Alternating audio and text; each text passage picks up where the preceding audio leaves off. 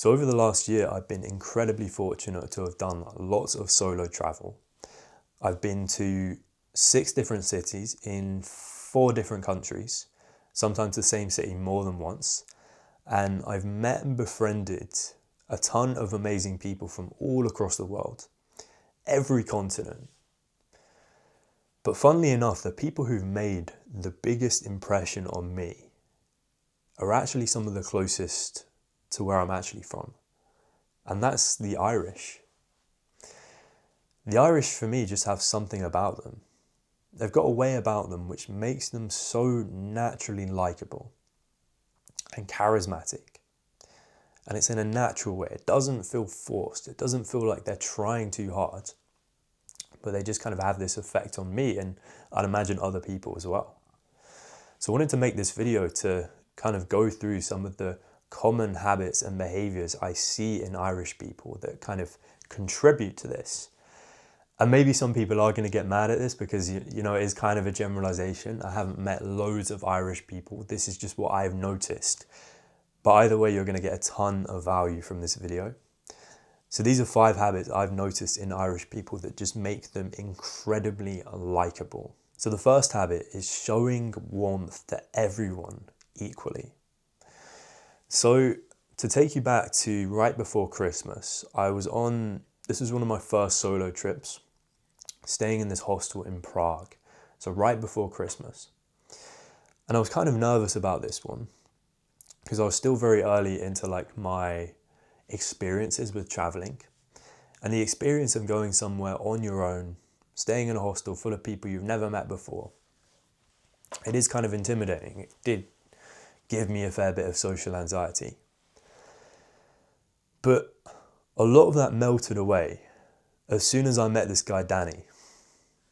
And Danny was this Irish guy from Dublin who was living at the hostel. He was like volunteering there for a couple of months.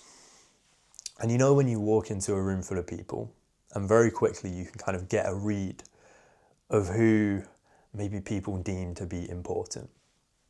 Not like literally, but you can kind of tell who's got a bit of influence, who's kind of controlling the room here. And I could tell straight away that Danny was one of these people, because it seemed like everyone was kind of like looking to him. Everyone was almost like kind of craving his attention a little bit. And I think a lot of that was down to the fact that he just had this presence about him. He was kind of loud, but he just seemed like overly happy. Always seemed to be laughing about something. And right from when I met him, he was just so friendly to me. So friendly and like full of energy. We didn't even know each other that long, maybe like 4 days. But I'd walk in a room and this guy would just start singing like a song about me. Like, Tommy, Tommy, Tommy. Like every time I walked in a room, he was singing this little song. And I didn't even know what this guy was on about. I was like, why is he singing this song? But it felt like some kind of like inside joke between us, despite the fact that I didn't really like understand it. And that's kind of just who he was. Like half the time I didn't even understand what he's saying, but his energy was just so good. And it made me feel good. It made me want to be around him. It probably sounds like I have a crush on this guy, but it felt like when his attention was on me, it felt good. And what I've realized is a lot of this just came down to his warmth. Warmth being the ability to make people feel good and comfortable in your presence. Like right from the moment I met him, he treated me like a good friend. Despite the fact that I hardly knew this guy, he went out of his way to make me feel good and comfortable, to include me. I remember right before I left, he said, you know, we're all really, really going to miss you here. You know, everyone tells me, you know, it feels like you just fit in so well, and, you know, it's going to be such a big loss. And this was, again, we really hadn't known each other that long. Sometimes you do kind of speed run friendships. But that was just such a nice gesture. It made me feel so good. It made me feel so special. Despite the fact that I'm sure like he had this type of relationship with like a lot of people.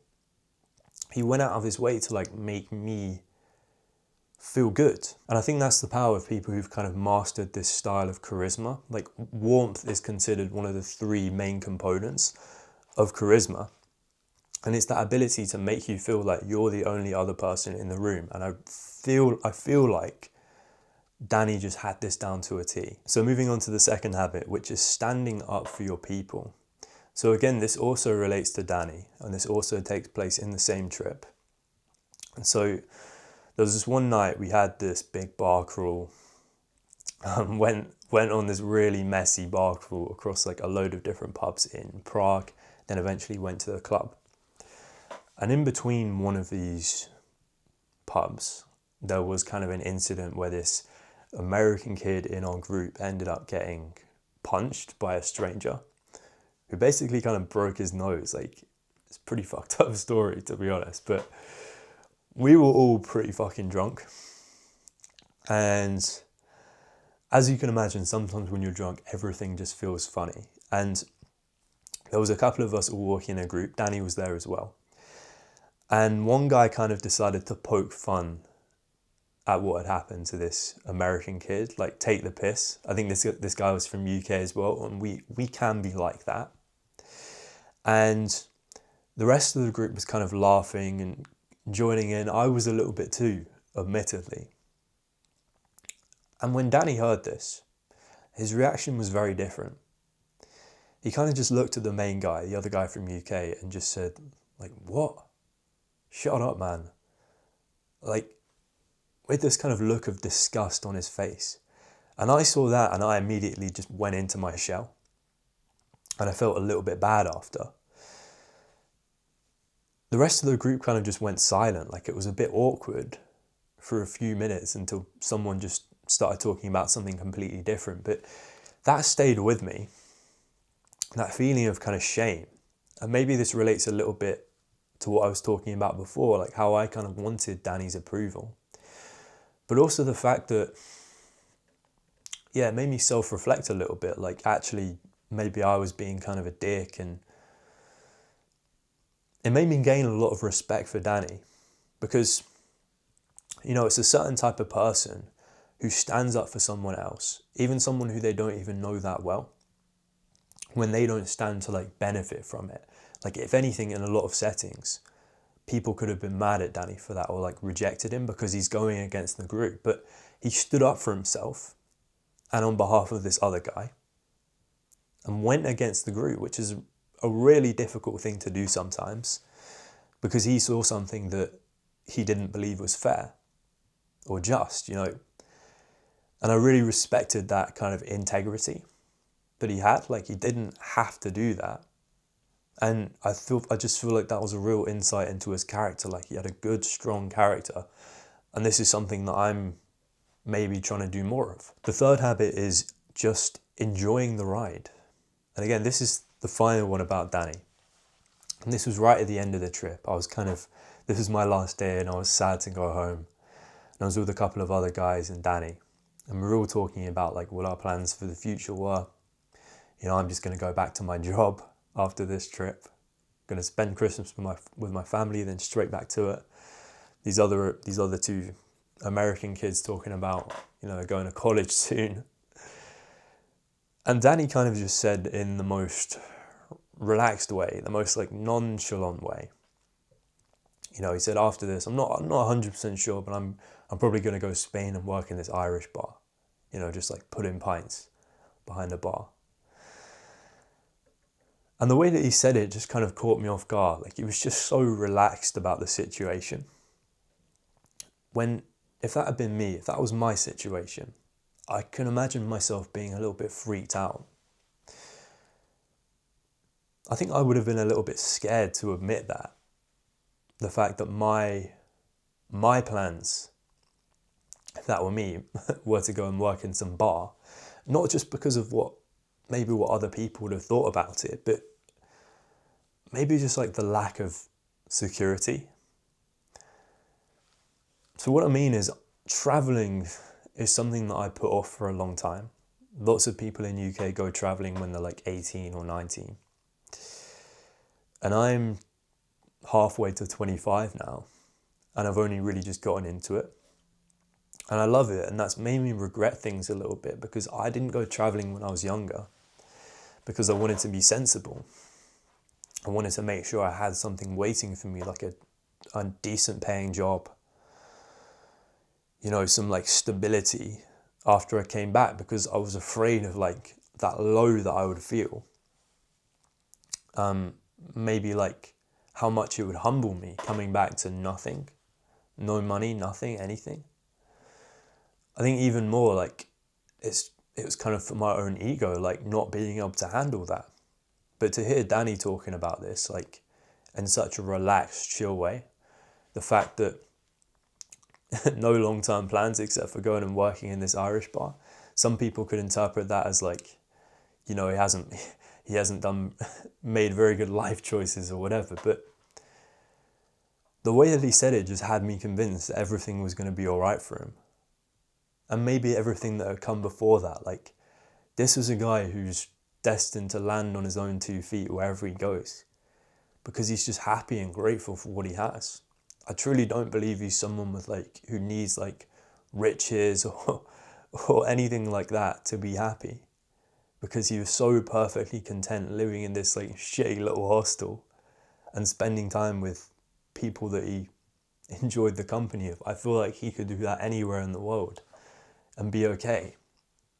And going back to my 9 to 5 after that, and I have a good job and it's good money, and generally I like my life, but I feel like I'm getting caught in this cycle of like just wanting more and more and more money, more promotions, even like more views on YouTube. And I'm not content enough with what I had. And I think Danny gave me an insight into his way of life, which I just found so refreshing and just reminded me to maybe like enjoy the journey a little bit more. So the 4th habit is the art of not trying too hard. So this is from a different trip, actually back in Prague, but this was in May just past. And I went out there to watch Arsenal in the Champions League final. That was actually in Budapest, but I just wanted to make a weekend out of it. So I went to Prague, stayed in a hostel, and again, I had a different type of anxiety going into this trip, because again, staying in a hostel, but usually what I do in a hostel is I'd stay in a private room. So I have the chance to join in with all the social stuff if I want to, but I have my own space. But because I was on a budget, I stayed in a room that had like, I must have had like 10 beds in or something. And the only thing separating you from all these other people is just like this curtain. And when you go to sleep, you can feel people in like the bunks below you, like moving around. It was a fucking weird experience. And I was just really overthinking going into this trip. Like, what are the rules in a situation like this? Sharing a room with all these strangers. Are people going to be mad at me if I like talk in the room? Is talking even allowed? What do I do if I want to get up in the night to take a piss? Are people going to be annoyed if they see me like walking around in my like underwear? And I just really overthinking the whole time. And I pulled up pretty late, because I got in pretty late. And I started unpacking my bag in this empty room. And this guy just pulls back the curtain on one of the bottom bunks. It's this ginger guy called Adam, also from Ireland. And he's just woken up from his nap. I think I might have woken him up. And he's laying there in his bed, in his underwear, fucking half naked. And this guy just introduces himself to me like it's the most normal thing in the world. Like the situation and kind of like, for me, the weirdness of it isn't registering for him. And we have a bit of a conversation, just introductions, how we ended up there. And then he invites me to come for a cigarette outside. So, you know, we keep talking and it's not anything like too deep, it's just small talk. But as kind of the trip goes on, he just ends up being like a friendly face in my room, someone who I can talk to, someone who I can just like chat shit with, have a laugh. Maybe not the same type of like warm energy as Danny, but like someone who's just very easygoing, very easy to talk to, and someone who I enjoyed bumping into on this trip. There were even a couple of times when like I was like hungover in my bed and I had the curtain drawn. And this guy would just start like talking to me through the curtain. And I kind of had it in my head that like, oh, if you close the curtain, that means no one can talk to you. And yeah, a few times he started talking to me and I didn't answer for like 10 seconds and I was like, oh, what, are you talking to me? And he's like, yeah, like as if it's the most normal thing in the world. And I think this really encouraged me to just like get out my head. What I really liked about Adam is like, he's not treating conversations as if it's like this massive thing. Like people from the UK are very, very in their own head. We often have it like, we often think it's the case that no one around us wants to talk. You know, if we talk to someone we don't know, we're bothering them. You know, no one wants to talk to you without like a reason. But I feel like people in Ireland, they're just so naturally social that talking to people, talking to strangers, people you've just met, it's just a pastime. It's just something you do. It's something you don't question. And I think I really prefer that because I know social contact is so good for me, but sometimes just the environment I'm in, it doesn't feel like it's the easiest thing to do, or people question your intentions if you just start speaking to them. But for him, it's like he just doesn't overcomplicate things. It's just two people having a moment together. It doesn't even have to like mean anything or be trying to get to a certain destination. It's just two people sharing a moment together. And I really like this side of the Irish culture, I guess. So the fifth habit I want to talk about is just having fun with it. I haven't got too much to say about this other than maybe this is just a combination of what I've seen from Danny and Adam.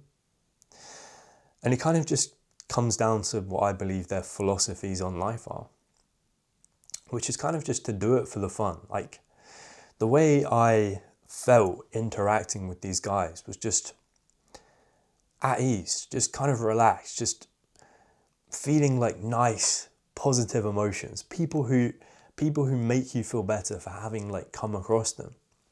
And I don't always get that with people.